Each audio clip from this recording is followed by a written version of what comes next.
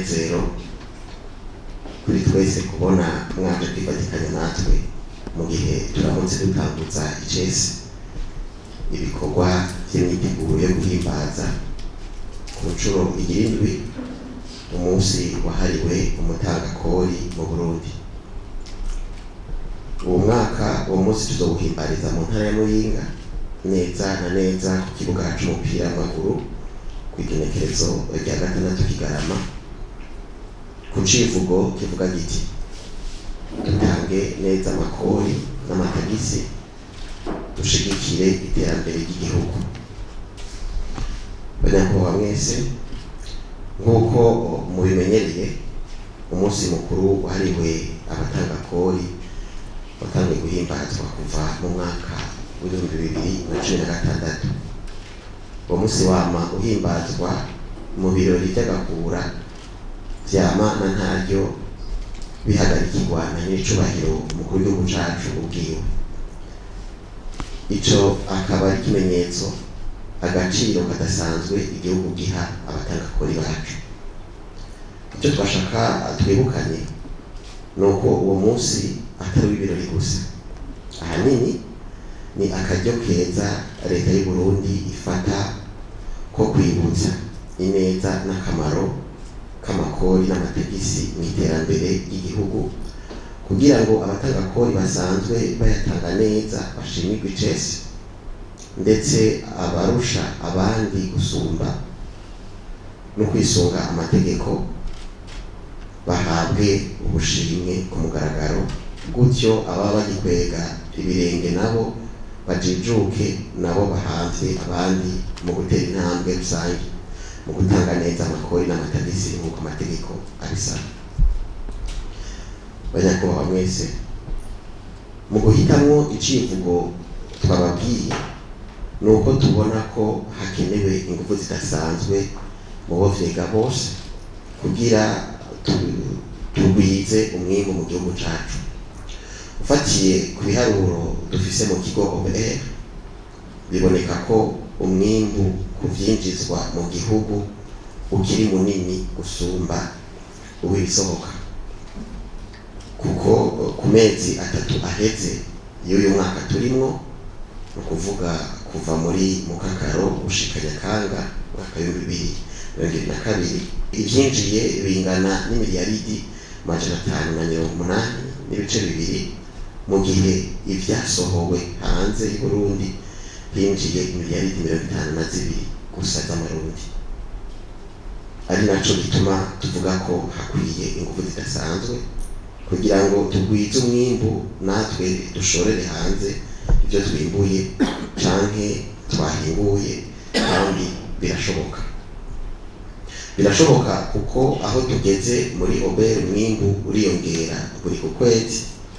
Mu mezi 3 ya mbere y'umwaka turimwo, no kuvuga kuva muri Mukakaro gushika muri Nyakanga, ikigo OBR cegeranije imiliyaridi 383 n'ibice 34 by'amafaranga y'amarundi, mu gihe kuri ayo mezi nyene mu mwaka uheze wa 2021 twari twegeranije imiliyaridi 329 n'ibice 74 by'amarundi.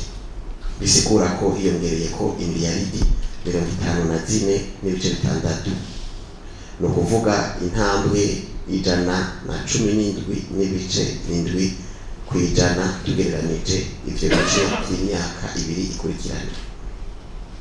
Muri uku kwezi kwa gitugutu guheze, ikigo OBR cegeranije imiliyaridi 130 z'amarundi, mu gihe mu kwezi nk'uko ku mwaka wa 2021 twari twaronse miliyaridi 108 z'amarundi.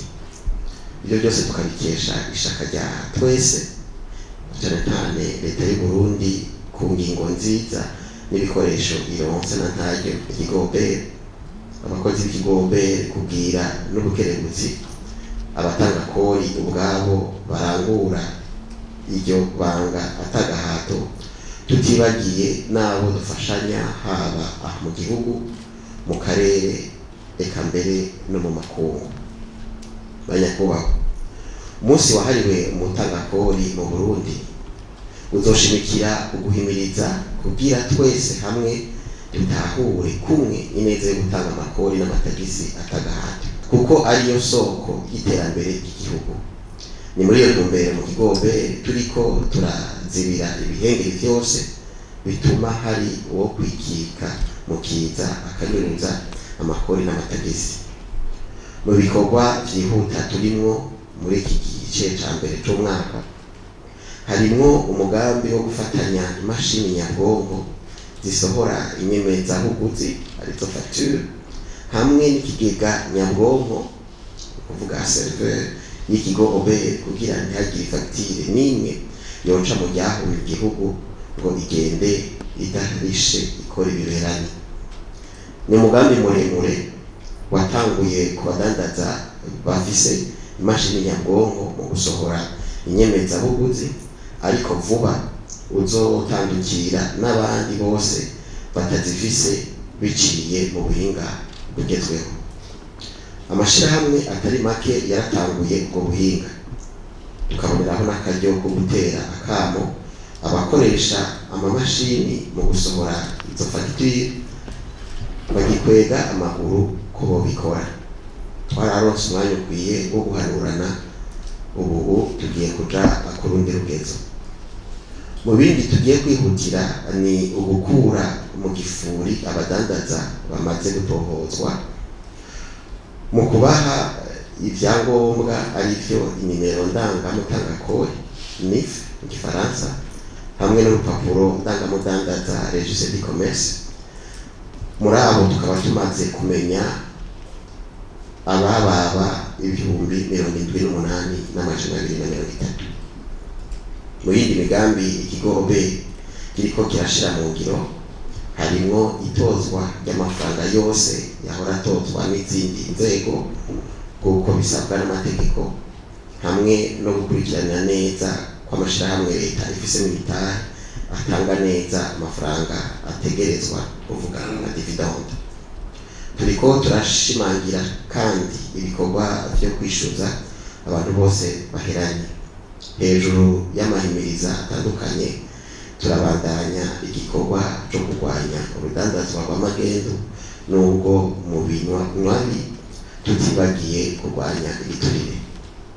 Ganya kubaho mwese kugira uwo munsi mukuru uzohimbazwe mu kanyamuneza.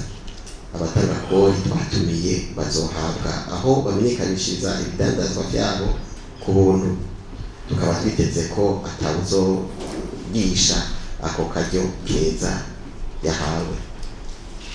Tugasaba ibimenyesha makuru kumenyekanisha byivuye inyuma ibijanye n'uwo munsi mukuru kugira abo werekeye bazobitabe ari benshi.